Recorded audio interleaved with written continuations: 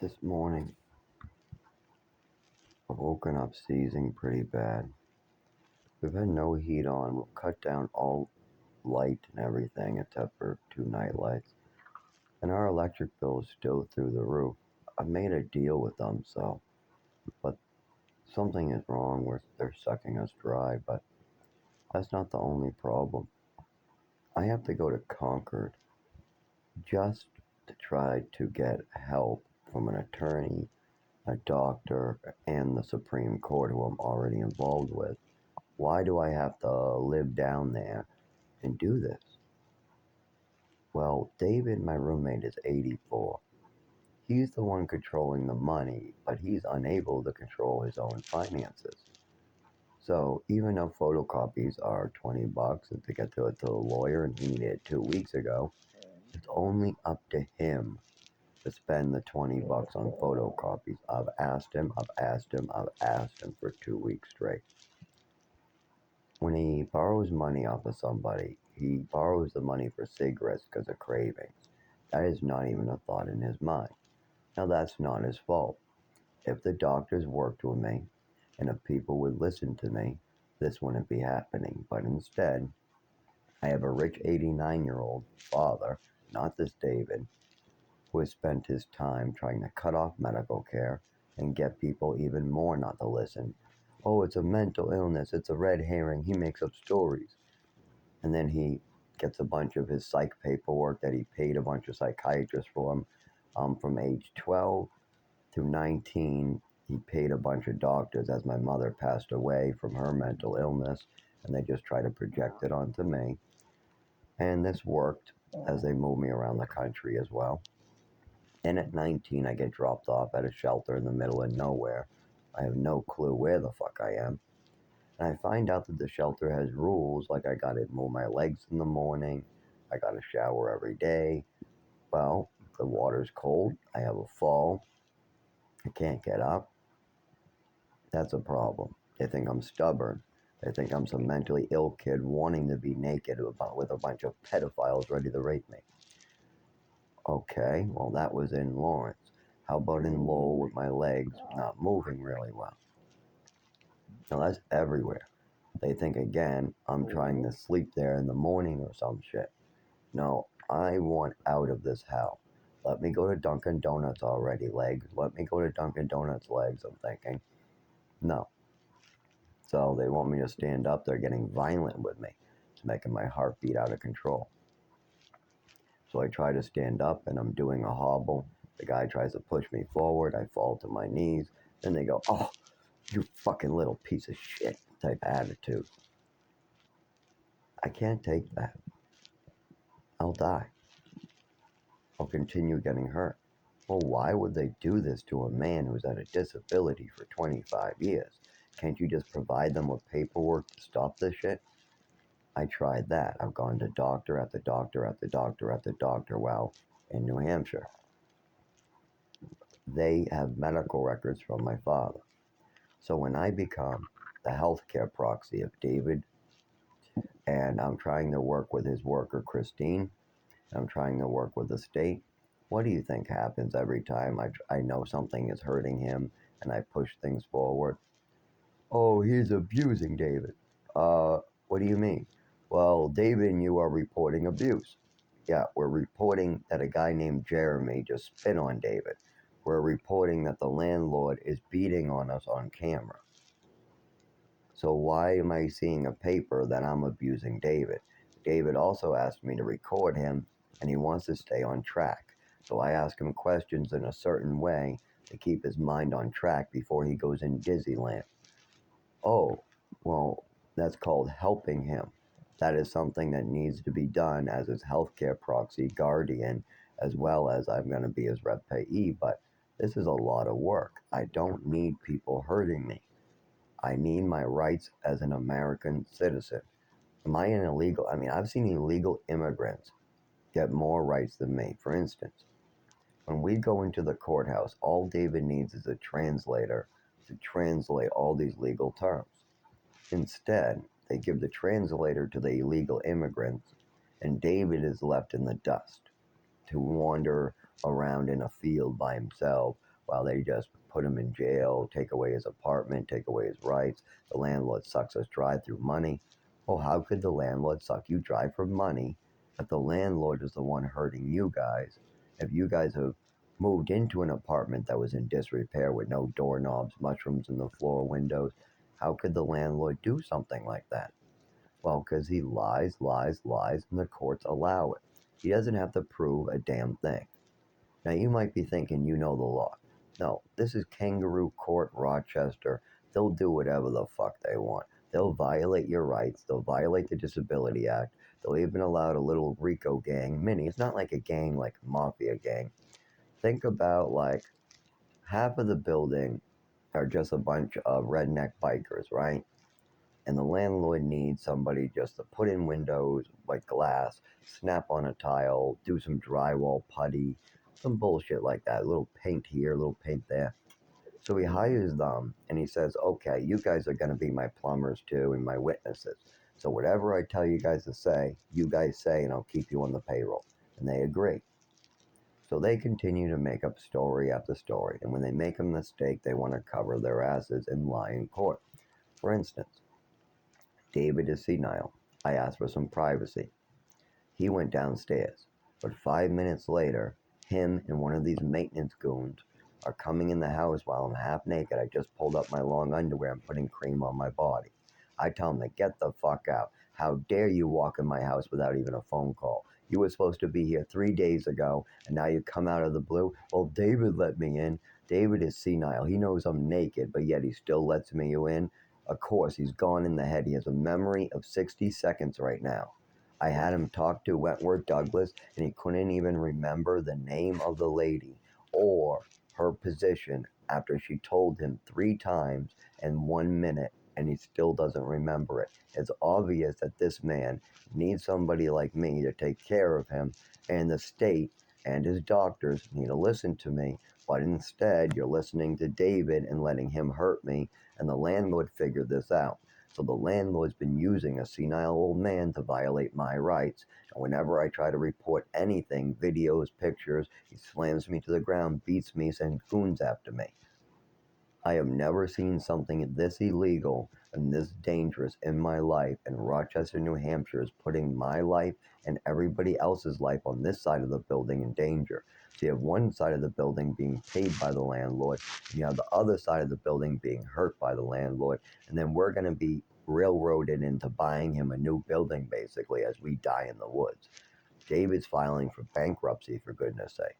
So what do you think they're going to do? They're going to come after me because the landlord thinks I have some rich daddy that's going to give me money and I'm going to go back to work injured for a fourth time. No. The landlord threatened me, beat me, and I did that already 3 times. That's why I'm worse off. I can't go back to work injured. If I can't reach a pack of cigarettes, if I can't stay on my feet for even 20 minutes, there's no chance of me going back to work. But then these assholes will go, no, he's fine, and he's fine, and he's fine, and he's fine, as people bleed on the ground, as David makes one mistake after another. He can't even keep a story straight in court, not because he doesn't know what happened. He's dizzy, senile, his brain has got like a tumor in it or something. So he knows what he's saying, but he doesn't know that what he's saying is not what he's saying. So in his brain, he thinks he's telling you what actually happened. Instead, he's going, yes, he did hit me. No, he didn't hit me. Yes, he did hit me. Wait, no, he didn't hit me. No, the landlord hit Zach. No, the landlord threw him to the ground. Down the stairs? No, in the doorway. No, not at all. No, yeah. And he is talking these stories one after another. So one day he says it one way. The next week is another way. The next month it's another way. And then none of the reports match from David, the landlord, my father. All of them are all mixed up and everybody's all confused. Meanwhile, I'm giving context. If you ask me a question, I will never lawyer up and I will never try to confuse you. I will give you the full context. But here's the problem. I will be honest about my own digressions and my own stuff. Oh, I can feel the triliptal starting to work, thank God. That's epilepsy medication as a stopgap measure. I'm on 4 in the morning, 4 at night, but we're supposed to be doing more. but that required more paperwork from the last 25 years. You would expect there would be something on me by now. Oh yeah, found unconscious on the side of the road, found bloody, found somebody brought him in 2 days later and everything was weird. Oh, head concussion, drinking and found unconscious, drinking, found unconscious, sober, found unconscious, sober, found on the ground, sober, can't move, sober, running around the street, sober, living in the woods, sober, living in the woods, drunk, found in the woods, drunk, found on the side of the highway, drunk, found on the side of here, sober, found on the side of here, little bit of benzos from a month ago, can't use the shelter, found over here. Yeah, and I get to die because of this. Now you might be thinking, why? Why would this continue making you die, and why can't you write? Well, my arm, think of it this way, my nervous system is fried. If I'm under stimulus, like somebody's questioning me or it makes me repeat myself, or I'm trying to move my arms or legs, after an injury or in the cold, or while having a light in my eyes, or with loud noises in my ear, like a bunch of people surrounding me, it's very hard for me to use my nervous system. Now, that's been the case for 25 years and getting worse. We've known this. This isn't anything my family should be surprised about, but see, they're avoiding responsibility. I mean, I could play tennis barefoot because I get a numbing sensation during summer when I'm doing good. So when my nervous system is realigned and I can run around, I drop phones, coffee mugs, and I can't feel the bottom of my feet or the bottom or the ends of my hands or fingertips. It's like a little bit numb. Well, I can feel it, but it's like reduced to like 60%. And the deeper in my body is, the more sensitive, and it goes straight into my back, spine. Now, it's epilepsy and a bunch of other stuff like abuse and druggings. But here's where it gets crazy. My mother and father are like those people back in the 1800s when an epileptic would have a seizure. They would say, demon, demon, throw him in the woods to live. Yeah, let's beat him, let's beat him, let's beat him. Imagine that as my mother and father. Every time I have any physical illness in my legs, arms, or speech, when the doctors and teachers want to help me, they decide to do horrible things, drug me with all these other drugs that don't help, call it a mental illness, misinform the doctors. Now, they'll say something like, well, the doctors told us that. And who informed the doctors? Because a doctor is only as good as the information the mother and father is giving them. Now, my mother knew what she was doing was illegal, and she was trying to get me drugged up. You heard her say, no, I want this med, I want more meds here, I want more meds here, I want this med. And these are meds that the doctors would never prescribe me, and they don't. Like my mother kept on pushing for schizophrenic medications, Zyprexa. Even though I'm not schizophrenic, there's nothing wrong with me even close to that. I have a speech impediment that sounds childish and girly, that's getting worse. Even when I'm 40, I'll have even more high-pitched voice. I have a nervous system that doesn't work. I walk funny at times. In winter, I get worse. Summer, I get better because my nervous system is affected by temperature. So what did my mother do? She decided to cover up her crimes because people could see something was wrong with me. The teachers knew the sudden change was wrong. The doctors were hearing about it. People were about to help me. They were helping me. Physical therapy, speech therapy. My mother was asked to do something. She put me in ballet and tap dancing, thinking that she could call that a cure and move me to Texas. Now, you might be thinking, well, why did you move to Texas? My father got a job interview. He did not want to take it. My mother wanted out. She knew she was in trouble, so she told my father, oh, I want to change in scenery. I want to change in scenery. Let's take it. My father goes, no, we're not going to move halfway across the earth just for a change in scenery. But then my mother goes, let's put it to a vote. But my mother was able to manipulate me. She even got me confused. I believed in Santa Claus, that he could rub his nose and go down a chimney at that age. So when my mother said something, I just stuck to it. That's it. She was my informer. She was my mother. All the information I ever got in life was from her. And as she moved me to different places, like let's say Maine, after she moved me to Texas, she brought me to New Mexico. No schools, kept on cutting off doctors and teachers. Then she moved me to Maine. Well, in Maine, how many doctors did I have? Zero. How many teachers did I have? Zero. And how many other parents or people around me could I talk about New Mexico and what happened before New Mexico in Texas and Westward? Nobody. And my mother, whenever I tried to speak about her issues, would slap me around and go, "You're never above me. You're not to talk bad about me. How dare you talk bad about me?" And she would bring me into another room, take a ruler, and smack my face and get all mad and drunk.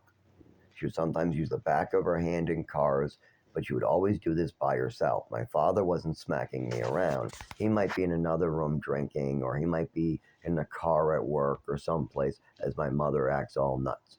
And then she'll say, "I don't do that." Meanwhile, she throws a shoe in Maine through my head, misses my eye by an inch. The cops are called.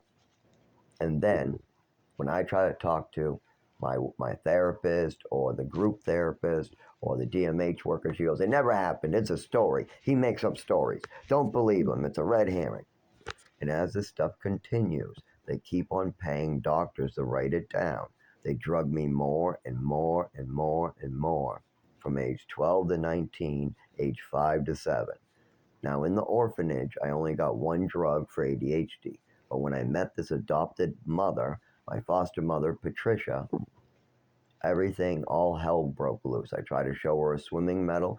"Look at the swimming medal I brought in. I know I won in the orphanage," or "I brought home to show you in the Lego box," or the real words were, "Look at the medal I won." Where'd you get that? From the orphanage. They don't give medals in orphanages. You stole this from an African American. He's athletic, you're not. This must be his medal. And what's the ZG on the back? That's my name from the orphan. No, no, no, you're trying to get back at me. I think you're out to get me, you little 5-year-old, 7-year-old. My mother says, "You're out to get me." Yes, you're out to get me. I'm gonna bring this to the doctor. Yeah, you need medication. And I'm giving my medal back, please. Then 2 weeks later, after 2 weeks of crying, I tell the doctor, "What do you think my mother does?" "It's a fantasy. I watched him write this. I know he's writing his name on to hurt me. I know it is. How dare you?" She gets into my face. I'm at home. I'm only 7. At the age of 16, I jump into a pool. I catch the back of my foot. I'm hurt. I need stitches. What does my mom do? "It's self-harming." Then my father and my brother tell her, "Calm down. It's not." Then they walk away. She gets into my face, puts her nose into my nose, and goes, "I don't care what they say."